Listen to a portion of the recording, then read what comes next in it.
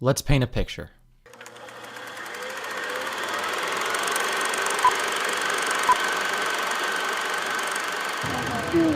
Alright, so here we are in front of the elephant. April 23rd, 2005. Cool thing. Me at the zoo is made public to the internet. Really, The first video uploaded to YouTube.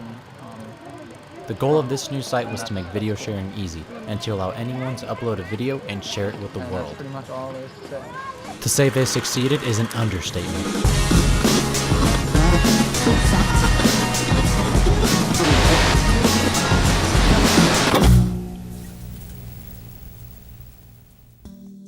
Since then, YouTube has become the stomping ground for creators and entertainers looking for a window to display what they have to the world. After an entire decade, we've seen faces come and go, all contributing to the YouTube community in some way. While some enjoy their 10 seconds of fame, others stay for the long run and keep their spot in the light, establishing a career. Now before we go any further, let's talk about money.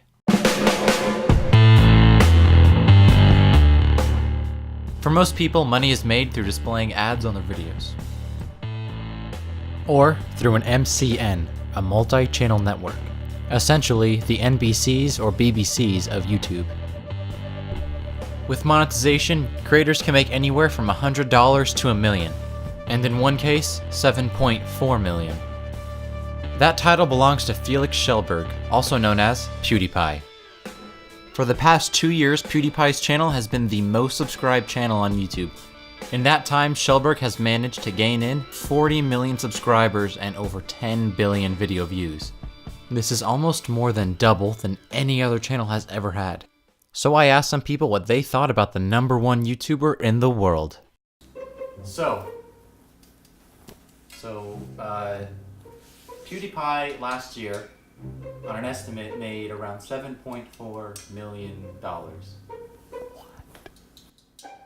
I mean, that's pretty crazy. Oh my god. Who is he? What does he do? I can do what PewDiePie does. I can, I don't, and I'm not as good at it, but I could.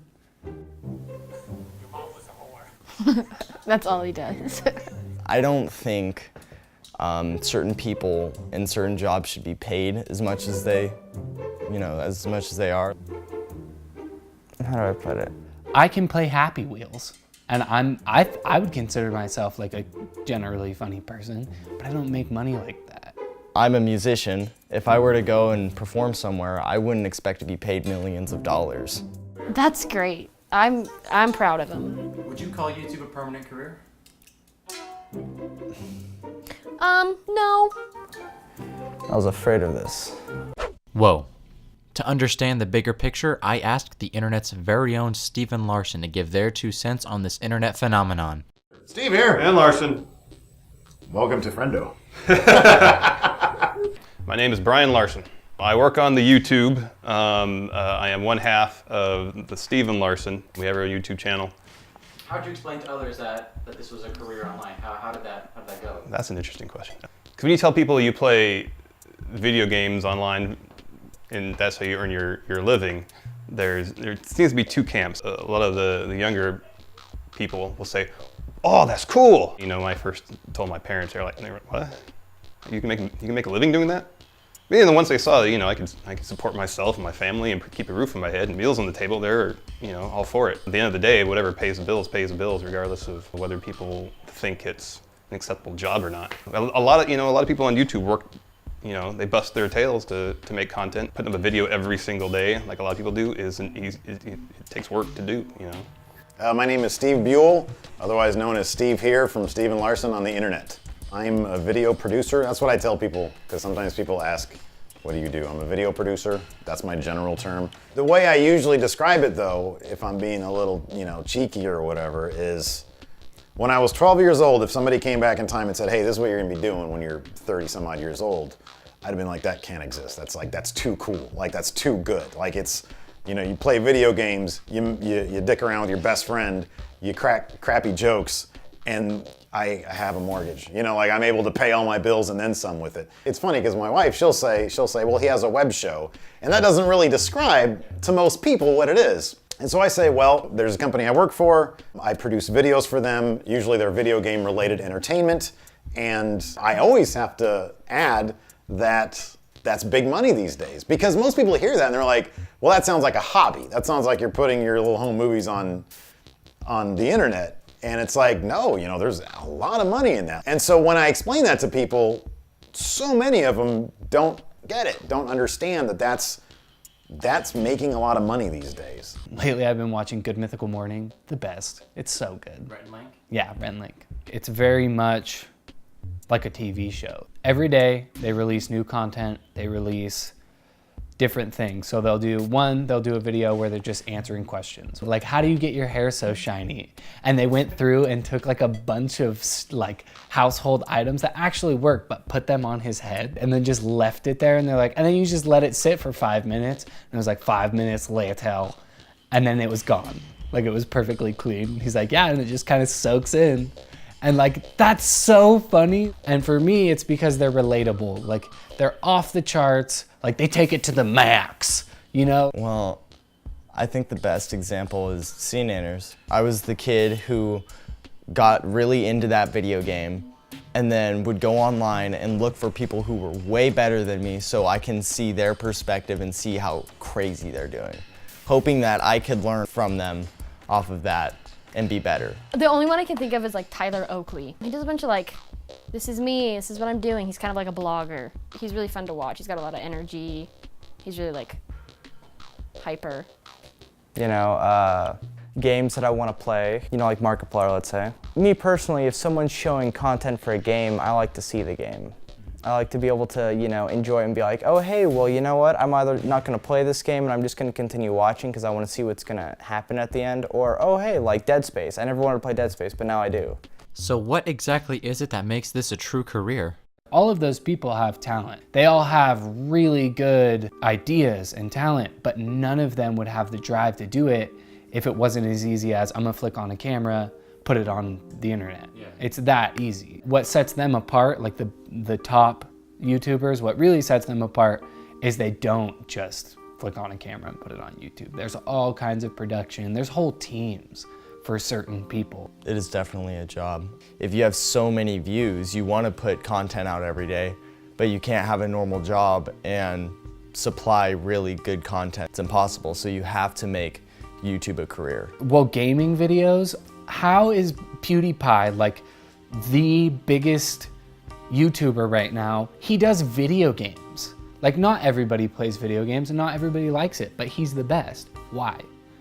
Show them. Let's show them. Oh, it smells like your mamma mia pizzeria. It smells like the baby. Okay.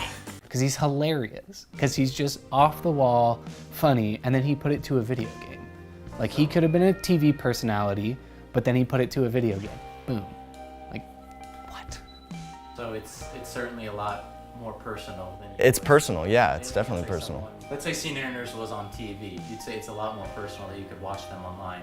It wouldn't be personal if he was on TV. If he was on a TV show, it wouldn't be personal. The comments. You can't do that on a TV show. You can't be like, haha, this was my favorite part, enter the number, and then a bunch of people look at it and are like, that's hilarious. The face they made was hilarious. Keep doing that sort of stuff. And they can look at that. People watch it and like it. You know, it's awesome, but it gets to the point where, like PewDiePie, when you have to make a video every single, like, he has to make a video. If he doesn't, if he stops for like 2 weeks, he's like, oh, I don't want to. His fans are gonna go crazy.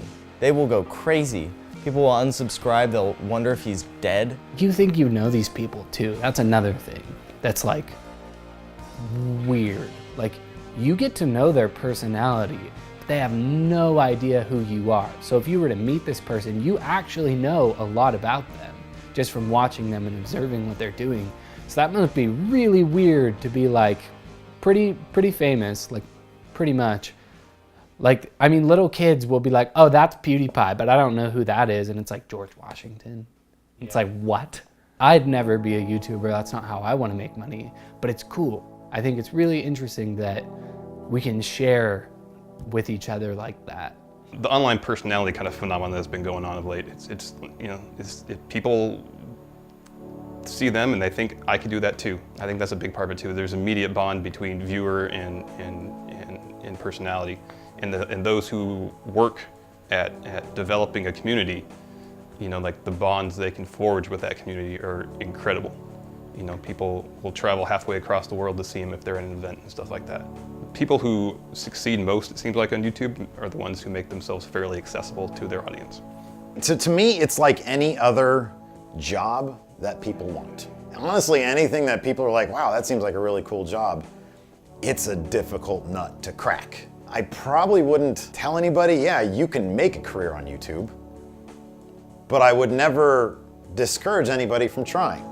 Whether it will be YouTube or something else remains to be seen, obviously. These little gizmos right here, that's where it's all viewed. I mean, regardless of if it's gonna be some sort of YouTube killer app or if YouTube's just gonna keep a stranglehold, because YouTube is their king and they have all the money in the world to spend. So is it always gonna be YouTube? Who knows? You know, I mean, things change all the time. So we've had a moderate amount of success. Like we're not down there either. Plop us in a TV show that's like middle of the road. I'm not sure we would do good. What kind of TV show? Like a middle of the road TV show. Like a genre, give me a genre. Sitcom. I don't know, maybe we'd be good. I'm not sure if you plunk us down on a TV show, if we would translate like a TV star. I don't have that much faith in YouTube personalities. Yeah. I'm not sure if you put PewDiePie, if you replace Jimmy Kimmel with PewDiePie, you're not going to get ratings. You're probably not going to get a great show. But then if you plunk down like George Clooney into a YouTube video, I'll watch that. But then if you plunk PewDiePie into like ER, I'm not going to watch ER because PewDiePie's on it. I'd watch it a little bit. I'd be curious. A friendo? We don't like the word fan. We don't like the word viewer because that's kind of cold. Yeah, it's grown into a term that's, you know, if you talk about fan and viewer, they're cold. There's distinctly a separation between producer and right, audience. exactly. Friendo is a more inclusive statement. It's like, hey, you're one of us. Yeah. But, you know, friend seems a little like, that's a bit much. Like, you're my friend, but I don't think people who watch it, I'm not sure they're my friends. They're my friendos. Yeah. Hey, you're friendo? Cool, you're friendo. Yeah.